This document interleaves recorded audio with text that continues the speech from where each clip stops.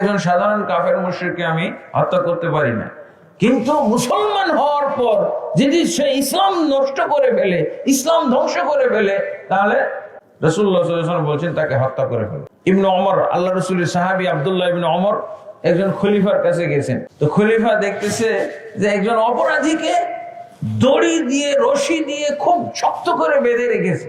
সাহাবী, আল্লাহ রাসূলের সাহাবী বলছে, এই লোকটাকে এরকম করে কষ্ট দিচ্ছ কেন তোমরা?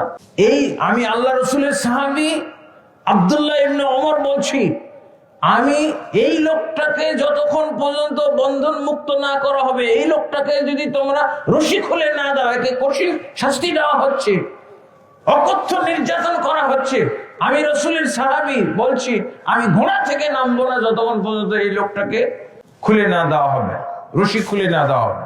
পরে বলা হলো যে নবীর সাহাবী, এই লোকটা মুরতাদ হয়ে গেছে, এই লোকটা মুরতাদ হয়ে গেছে, এই জন্য অপরাধীকে আমরা বেঁধে রেখেছি, এর শাস্তি হবে।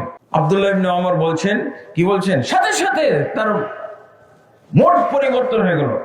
বলছে, আমি রাসূলের সাহাবী আব্দুল্লাহ ইবনে ওমর বলছি, আমি ঘোড়া থেকে নামবো না যতক্ষণ পর্যন্ত এর মৃত্যুদণ্ড কার্যকর না করা হবে। আল্লাহু আকবার। মিনিটের মধ্যে পার্থক্য। যখন অপরাধ জানতে পারলো, অপরাধ কি? মুরতাদ। শিরক করলে মুরতাদ, হ্যাঁ, শিরক করলে ইসলাম ভঙ্গ হয়ে যায়, ইসলাম ভঙ্গ হলে মুরতাদ হয়ে যায়। লা হাওলা ওয়ালা কুওয়াতা। এগুলো না জানার কারণে, অজ্ঞতার কারণে কত সর্বনাশ হয়ে যাইতেছে। আমাদের দেশে তো অনেকেই রোজ দিনের বেলা ওকে খাওয়াইতে পারবেন না, ফল ফ্রুট মজার মজার খানা দিয়ে দিলেও খাবে না। কেন? রোজা ভঙ্গ হয়ে যাবে, রোজা নষ্ট হয়ে যাবে। কিন্তু ইসলাম ভঙ্গের কারণগুলো নির্দ্বিধায় করে যাচ্ছে, কোন সমস্যা হয় না। লা হাওলা ওয়ালা কুওয়াতা ইল্লা বিল্লাহ। তাহলে এক নম্বর কারণ হলো কি? শিরক। শিরক বলতে উদ্দেশ্য হলো বড় শিরক, ছোট শিরক না। বুঝেছেন? বড় শিরক আর ছোট শিরক বুঝেন তো? এগুলো তো সবারই জানা দরকার। একটা উদাহরণ দিয়ে বুঝাই আপনাদেরকে। যেমন আপনারা শুনছেন না, তাবিজ দেওয়া। তাবিজ দেওয়া, এই তাবিজের শিরকটা কারা করে? হুজুর মানুষেরা মসজিদের হুজরায় বসে বসে তাবিজ দেয়। হ্যাঁ, হুজরায় বসে বসে তাবিজ দেয়, নাউজুবিল্লাহ। এটা জায়েজ না, এটা শিরক। যেই হুজুর মানুষকে এই শিরক থেকে রক্ষা করবে, শিরক থেকে সতর্ক করবে, সেই হুজুর যদি মানুষকে এরকম তাবিজ দিয়ে থাকে, তাহলে মানুষ শিরক থেকে বাঁচবে কিভাবে বলেন? আছে? হ্যাঁ, হুজুরের মধ্যে লেখে। তো তাবিজ, আল্লাহ রাসূল সাল্লাল্লাহু আলাইহি ওয়াসাল্লাম বলছেন, মান তাআল্লাকা তামিমাতান ফাকাদ আশরাকা। যে ব্যক্তি তাবিজ ঝুলাইলো, শরীরে কোথাও তাবিজ ঝুলালো, সে ব্যক্তি শিরক করলো।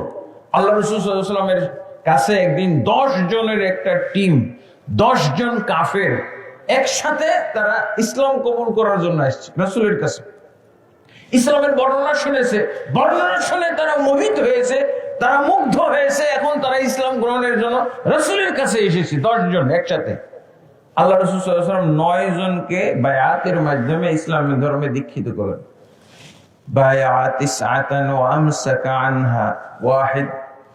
9 জনের আল্লাহ রাসূল সাল্লাল্লাহু আলাইহি ওয়াসাল্লাম বায়াত করে ইসলামে দীক্ষিত করলেন, একজনকে বাদ দিয়ে দিলেন, এই এটাকে ইসলাম ধর্মে নিয়ে আসা যাবে, এটাকে ইসলাম ধর্মে দীক্ষিত করা যাবে না, ইসলাম ধর্মে ঢুকতে দেওয়া যাবে না।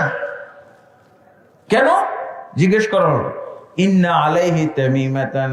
কারণ এই লোকের গায়ে তাবিজ আছে, তাবিজ থাকলে ইসলাম ধর্মে ঢোকা যাবে না। কি বোঝা গেল? হ্যাঁ, মারাত্মক কথা না? এই হাদিস যাবে কোথায়? রাসূলুল্লাহ সাল্লাল্লাহু আলাইহি ওয়াসাল্লাম বলছেন, তারপরে ওই লোক তো ইসলাম গ্রহণের জন্য পূর্ণ প্রস্তুতি নিয়ে এসেছে, তাবিজের কারণে বাধা হয়ে যাবে ইসলাম গ্রহণ। তখন উনি যেখানে তাবিজটা আছে ওখান থেকে তাবিজটা কেটে ফেলল। তারপরে আল্লাহ রাসূল সাল্লাল্লাহু আলাইহি ওয়াসাল্লাম তারও বায়াত করাইলেন, তাকেও ইসলাম ধর্মে দীক্ষিত করলেন। দেখেন কত বড় অপরাধ। অথচ আমাদের দেশের ইমাম সাহেব, খতিব সাহেব, পীর সাহেব এই কাজটা মসজিদের হুজরার মধ্যে করতেছে। নাউজুবিল্লাহ।